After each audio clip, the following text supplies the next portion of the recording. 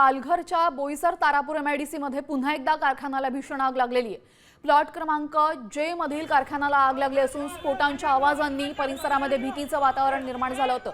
Boisar MIDC मधली exclusive दृश्य तुम्ही पाहताय। कंपनीमध्ये अग्नितांडव झालेला आहे। अग्निशामक दलाच्या 2 गाड्या घटनास्थळी पोहोचल्या असून आगीवर नियंत्रण मिळवण्याचे शर्थीचे प्रयत्न सुरू झाले।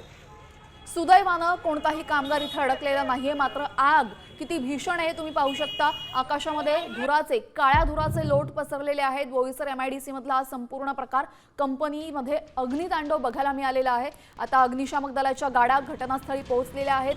आगीवर नियंत्रण मिळवण्याचे प्रयत्न सुरू आहे। आपल्यासोबत आमचे प्रतिनिधी रुपेश पाटील जोडले गेलेले आहेत। रुपेश, काय अधिक माहिती, त्या ठिकाणी काय घडतंय?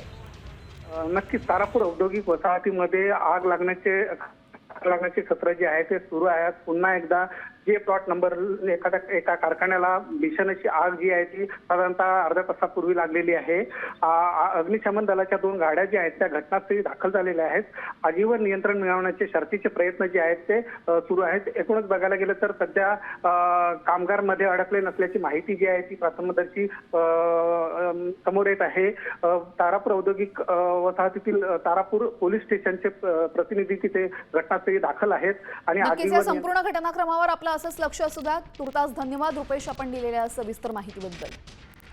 आपण पाहतोय एमआयडीसी मध्ये ही भीषण आग लागलेली आहे। प्लॉट क्रमांक जे मधील कारखान्यात आग लागली। सुदैवानं कोणीही कामगार आतमध्ये अडकला नाहीये।